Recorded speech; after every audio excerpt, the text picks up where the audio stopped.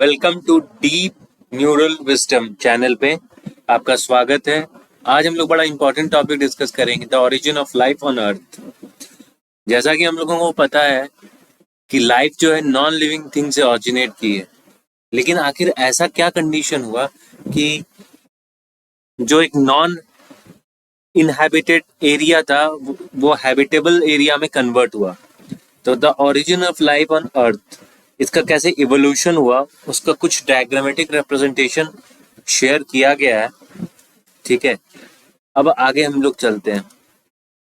Universe universe is unimaginable vast and ever expanding expense of space and time. Universe basically एक infinity को कह सकते हैं, जिसका स्पेस का एरिया डिफाइंड नहीं है, इन्फिनाइट है जो एरिया, जो एवर एक्सपैंडिंग, इतना वास्ट जिसको इमेजिन नहीं किया जा सकता, जिसको हम लोग साइंस के टर्म में इन्फिनिटी कहते हैं, जो कि बहुत सारे गैलेक्सीज, स्टार एंड प्लैनेट्स को एकोमोडेट करता है और बहुत सारे फिनोमिना होते हैं इस एरिया में। उसी को समझने के लिए हम नासा जैसा ऑर्गेनाइजेशन जो है लगातार एक्सपेरिमेंट करता है और चंद्रयान जैसा मिशन को हम लोग भेजते हैं। लेटेस्ट है चंद्रयान 3।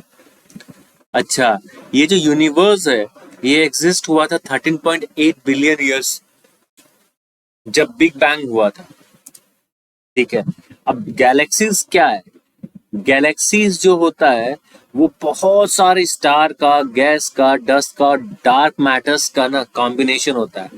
ठीक है, वो एक कॉम्बिनेशन होता है। गैलेक्सी के अंदर बहुत सारे स्टार्स होते हैं जिनका शेप्स अलग अलग हो सकता है, स्पाइरल हो सकता है, एलिप्टिकल हो सकता है, इरेगुलर भी हो सकता है।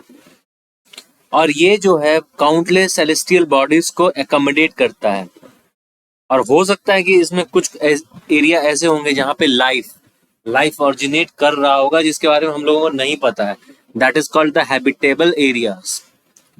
अब हम लोग जो 13.8 बिलियन ईयर एगो जो बिग बैंग हुआ था उसके बारे में थोड़ा हम लोग समझेंगे। बिग बैंग का कहना है कि एक सिंगुलैरिटी में जो पहले यूनिवर्स था एक सिंगुलर था, एकदम छोटा था, वहां उसमें सडन एक्सप्लोजन होता है और बहुत सारा मैटर फॉर्म होता है, स्टार बनता है, गैलेक्सी बनता है, और आज का हम लोगों का मॉडर्न गैलेक्सी। और वो एक कंटिन्यूअस प्रोसेस है। ऐसा नहीं है कि वो जो है बस हो गया और बस खत्म हो गया, बिग बैंग हो गया और खत्म हो गया, ऐसा नहीं है।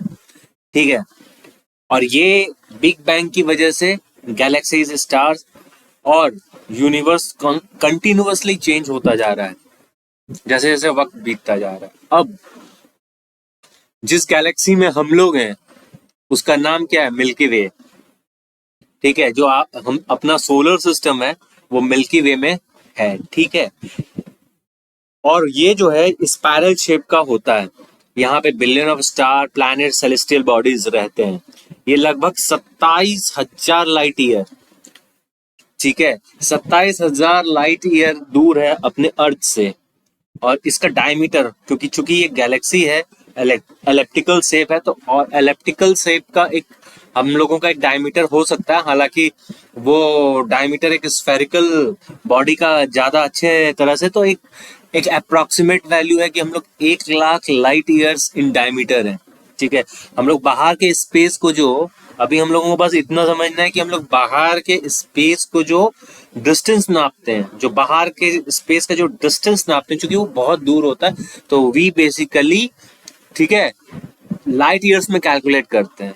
लाइट ईयर्स में इसलिए कैलकुलेट किया जाता है क्योंकि हम लोगों के लाइट का जो स्पीड होता है 3 × 10⁸ मीटर पर सेकेंड होता है। तो ये हो गया स्पीड लाइट का। तो उस स्पीड के बेसिस पे हम लोग कैलकुलेट करते हैं डिस्टेंस को। Distance is equal to speed into time.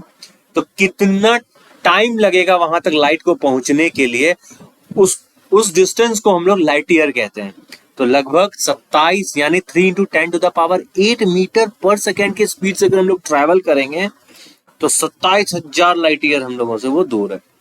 ठीक है, अब अर्थ, अब ऑब्वियस है कि हम लोग अगर कहीं रहेंगे तो अर्थ का एटमॉस्फेयर, एक्चुअली पहले के अर्थ में एटमॉस्फेयर हुआ नहीं करता था, लेकिन कौन ऐसा फिनोमिना में चेंजेस आया जिसमें धीरे धीरे अर्थ के इन एंड अराउंड जो है एक तरह का गैस के लेयर्स बने, जिसको हम लोग एटमॉस्फेयर करते हैं, जो over a period of time life को सपोर्ट करने लगे।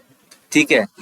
पहले का जो हम लोगों का एटमॉस्फेयर था या गैसेस थे अर्थ के इन एंड अराउंड, वो था methane, ammonia, water vapour and carbon dioxide.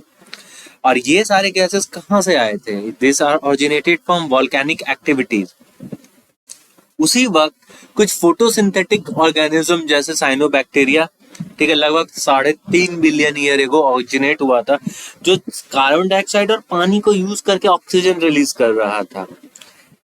इसके वजह से क्या हुआ कि धीरे धीरे, क्योंकि ऑक्सीजन का कंजम्पशन नहीं हो रहा था, क्योंकि ऑक्सीजनेशन को यूज करने वाला कोई भी लिविंग ऑर्गेनिज्म प्रेजेंट नहीं था।